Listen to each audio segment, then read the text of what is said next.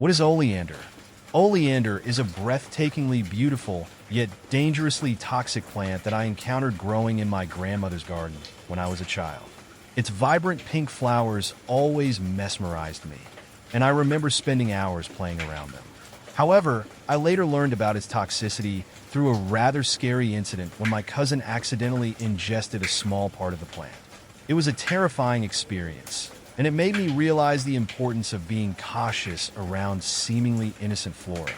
Despite its dangers, oleander remains a nostalgic part of my childhood memories, albeit one that I now approach with caution and respect. Is oleander poisonous? Yes, oleander is indeed poisonous. I learned this firsthand when my cousin accidentally ingested a small part of the plant while playing in my grandmother's garden.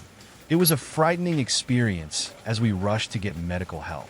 Thankfully, he recovered, but it was a stark reminder of the dangers posed by seemingly harmless plants. Since then, I've been much more cautious around oleander and other toxic plants, ensuring that everyone, especially children, understands the potential risks associated with them. How much oleander is deadly? Determining how much oleander is deadly can be quite tricky and varies depending on factors like a person's age, weight, and overall health. From what I've learned, even a small amount of oleander can be lethal if ingested. The plant contains potent toxins called cardiac glycosides, which can disrupt the normal functioning of the heart and other vital organs. It's why any ingestion of oleander, no matter how small, should be treated as a medical emergency. My family's experience with my cousin taught me to take the toxicity of oleander seriously and to always seek immediate medical attention if there's any suspicion of ingestion. Is oleander poisonous to dogs? Yes, oleander is toxic to dogs. This is something I learned firsthand when my neighbor's dog, unfortunately, ingested a part of an oleander plant that had grown over the fence into our yard. It was a frightening experience as we rushed the dog to the veterinarian for treatment. Thankfully, the dog recovered, but it was a stark reminder of the dangers posed by oleander to our furry friends. Since then, I've been vigilant about keeping oleander and other toxic plants out of reach of pets and ensuring that my neighbors are aware of the risks. How to make oleanders grow faster? From my experience, there are a few tips for encouraging oleanders to grow faster. First and foremost, ensuring they have the right conditions is crucial. Oleanders thrive in full sunlight and well-drained soil, so providing them with plenty of sunlight and a soil mix that drains well can help promote faster growth. Additionally, regular watering during the growing season, particularly during dry spells, is important to keep the soil consistently moist but not waterlogged. Fertilizing with a balanced fertilizer formulated for flowering plants can also provide the nutrients oleanders need to grow vigorously. Finally, pruning can help stimulate new growth and shape the plant. So pruning back dead or overgrown branches can encourage faster growth and a healthier plant overall. What does oleander look like?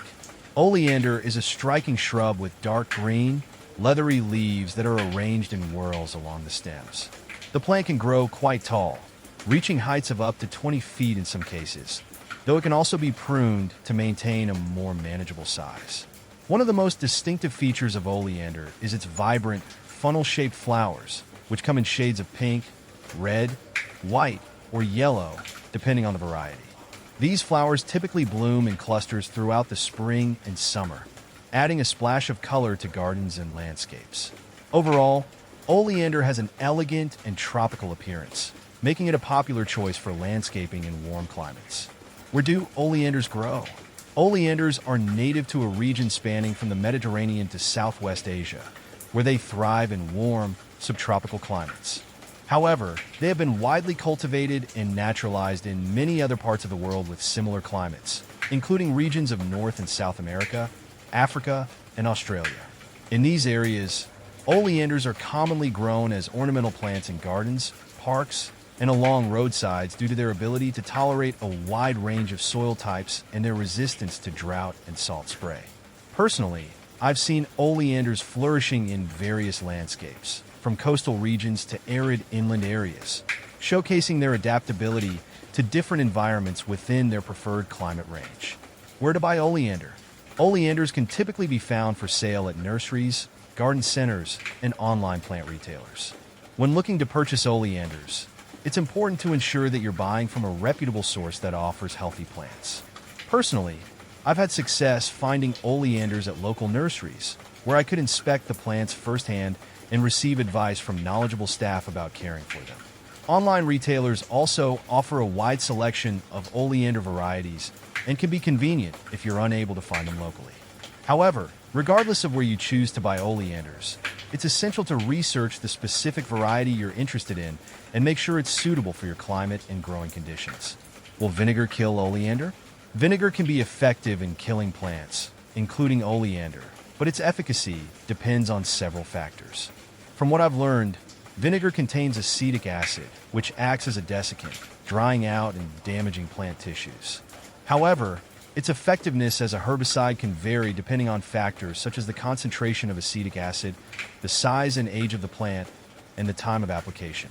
While vinegar may kill small or young oleander plants, it may not be as effective on larger or more established ones, as their extensive root systems can make them more resilient. Additionally, vinegar can also harm surrounding vegetation if not applied carefully.